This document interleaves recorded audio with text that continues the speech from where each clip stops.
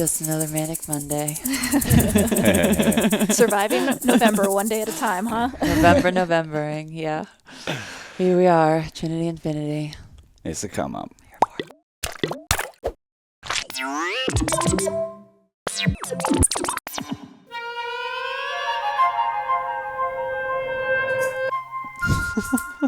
I'll just shake with my hands. It's probably better for me anyway.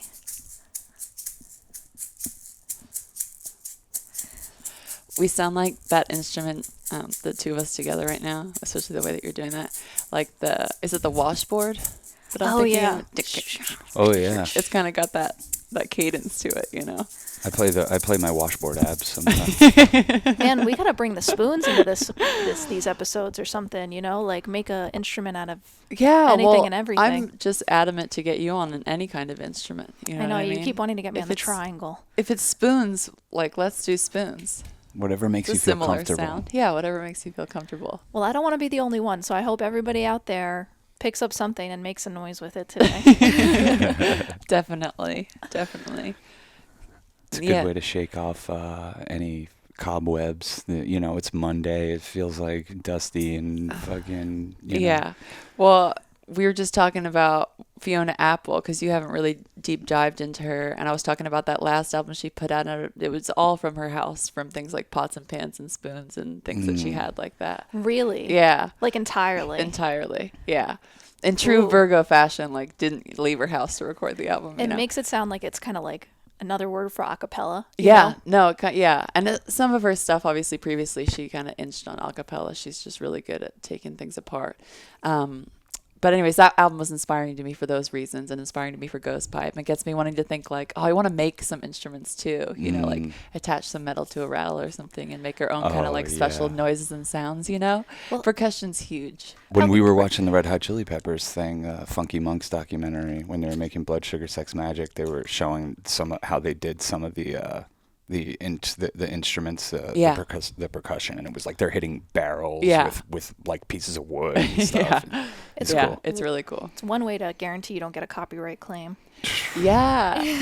Well, and I think it's inspiring too because it really opens up like who can make music and who can make an album. Because she's saying like you don't really need that much money other than if you can buy some recording equipment. And I'm sure she had expensive ones, but you know what I mean? Like I feel like it opens up the field a little bit to like you can, you know, everything is an instrument and you can always be making music no matter how. And especially because of course, because she's an amazing artist, it came out during quarantine, and a lot of the album is kind of about being pent up and stuff. And I think, you know, the freedom of music and the exploration of music is obviously like an internal plane ticket when we're all stuck here in our houses, and we need those internal plane tickets more than ever, you know.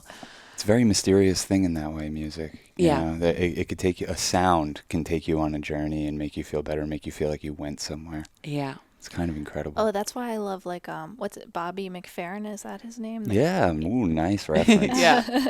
Bobby McFerrin. I mean, he just makes incredible noises with just. Well, he has that song "Don't Worry, Be Happy." Mm-hmm. That was a big hit. Like that was like a #1 huge hit. Yeah. And the whole thing is done with his. He's like.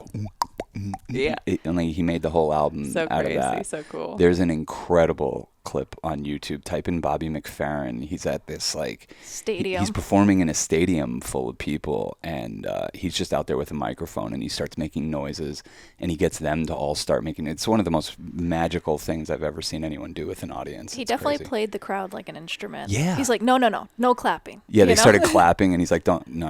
That's the only thing he says the whole time. He's like, don't clap. And he just starts guiding them, like, you know, through these different sounds you can make and layer on top of each other, and made a song out of it. It's incredible. Oh man, what a great song too. I'm surprised I haven't watched it yet. The Bobby McFerrin thing? Yeah. I know. I have to keep some things in my back pocket for you. Like sometimes I'll pull something out and I'm like, man, we've been doing this for a year and I haven't pulled this out yet. This is going to be fucking great. That's how I felt on the last Church of Chill. You played some, I mean, I always feel like that on the Church of Chill. There's always like a classic or something. And I'm like, God, Sean's on like, 100 million episode and he's still is whipping those out. Like, how have you not blown your load yet? I've at times felt like I have, but in this life, you know, I think that's one of those things. It's like it keeps me going in a way of just like, let's make this so I can't blow my load. Yeah. You know. What was that song I heard the other day that you played, maybe on Church of Chill, and I was like, we had maybe just gone through something, and then we heard this song, and I just felt like, oh my God, we were like expressing gratitude and having a really good evening, and then we like opened a portal, where we're like, oh, this new song, it opens a whole new world. And I wish that you guys could remind me what it was, but I had that sensation when we found Ween, like, oh, we had to get to this place in our life of like being free and freaky. And then we get to unlock the Ween portal, like, because it wasn't really, we didn't know about the Ween portal, and then you like try to live a life in alignment with a freaky deaky life, and then all of a sudden you're like, oh my God, there's been a band doing this for how many years? I think what you're thinking of is that album called The Zodiac. Oh yeah. Where somebody went through and made a song for it's from 1967, and they made how many Zodiacs are there? 12. Yeah. And they made a song for each, and they're fucking incredible. They're so on point and amazing that we were like, how have we not heard this before? Like, how had none of us come across this, especially Mare? Yeah, because you were like working on a song called Taurus, so that there's like this. Oh, I've done almost all of them. Yeah, like I had that concept idea a while ago, and I know people had done like obviously some zodiacal odes in music before, but especially because the name is just the Zodiacs, like it's all so almost like cliche wording and all of the stuff that I'm involved in. It's like, it does feel like I opened up another dimension where it exists. Like, how have I not come across it, in my life of listening to how have you not? There's not something that really anyone ever sends me on Spotify that I haven't already come across. And then this was just I've got you a few times. You have gotten me a few times. If I can credit myself. You get me from time to time. But that one, I was like, I don't, but how the fuck did Mare not know about this with her astrological knowledge, and how did I not know about it having combed through everything on Spotify? Well, that's where it felt like a gift, You're like, wow, we just got to open this gift, and it's going to take us into like a new territory, and inspire us in new ways. Definitely. And I like my song a lot, my Taurus song. I'm like, this is a particularly good one. Yeah, I know. I think the Earth and the Water ones were very special, particularly. We gotta like do another listening party to it again, I think. Different ones will probably feel right at different times. Yeah. No, the composition was so special, and just like the organization of it, and above all, the production. I couldn't believe too how delicious everything sounded. Like they had so many different instruments, and they all sounded just like perfectly close to you. And yeah. We've been listening to lots of good music, as we always do. Thank fucking God. It's like it's getting us through this November. It really helps. We were listening to Elliott Smith yesterday that I haven't listened to in a very long time. And he wasn't ever really like in my sphere. Like, I know he was like your world in college and stuff, but I never really listened to him. And I tattooed with somebody that really loved him at my first studio in New York. And I was like, oh, Elliot is like talented. Everything's like, every song, like you said, has something very special about it. Like interesting in a way that when you first, I think, hear it and you think, oh, it's just going to be like some generic indie, whatever. And like, oh no, there's like, obviously there's so much edge with Elliot's stuff. Beyond just like brilliant, genius composition and beautiful sweetness and all of that. I was looking up his astrology, and he has Venus in Cancer like you do. No wonder you love it. He's a Leo sun. He's a Taurus moon. Cute. And I was just thinking about Novembering and suffering and being sad, and Elliott Smith, as you always think of when you think about being sad. It's such a perfect November album. You want to grab that, sitting right there next to Mowgli. Oh yeah, it's such a perfect November music. This album is what we've been listening to the other day. It's called Either Or. If you haven't heard this, it's fucking incredible. I've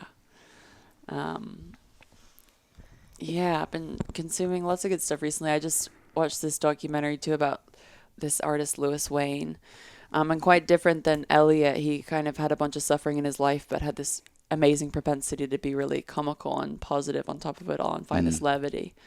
And I find that really inspiring, because I've gravitated towards the heavier side of life, I think, up until this point, and now that, been trying to gravitate more towards the levity. But I think having a Leo sun, and I think about being myopic and thinking that things are about you, and that being so much of the bane of suffering, and that just a little bit more disassociation with identity can be so helpful. Yeah. Especially in these times, Yeah.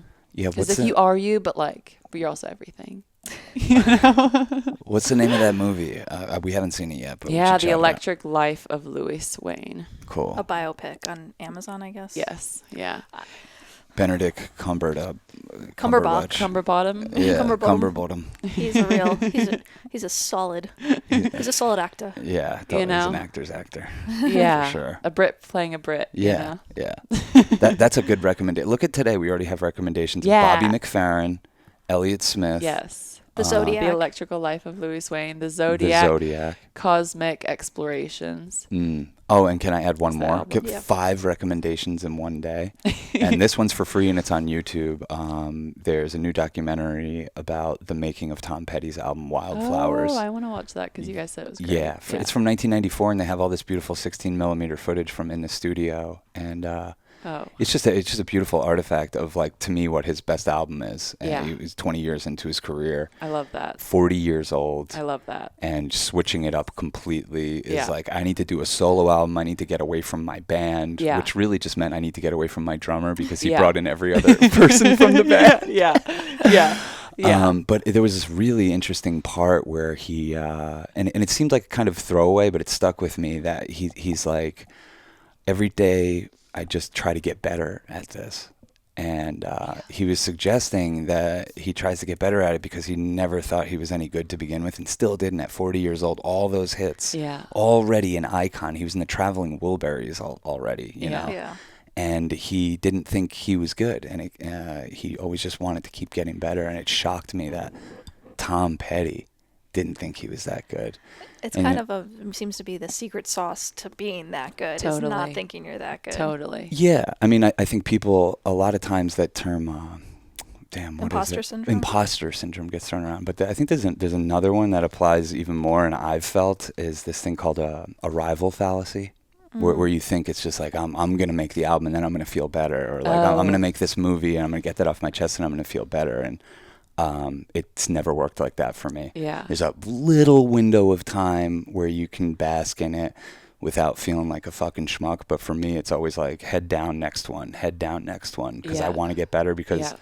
and this is why I related it to. So Tom Petty didn't think he was, I've never really thought I was that good. You know what I Yeah. mean? I want to show like, oh, I'm better than this now already. I know Right. I just put out this film, but I'm already better than it. I Right. better start making that one. Right.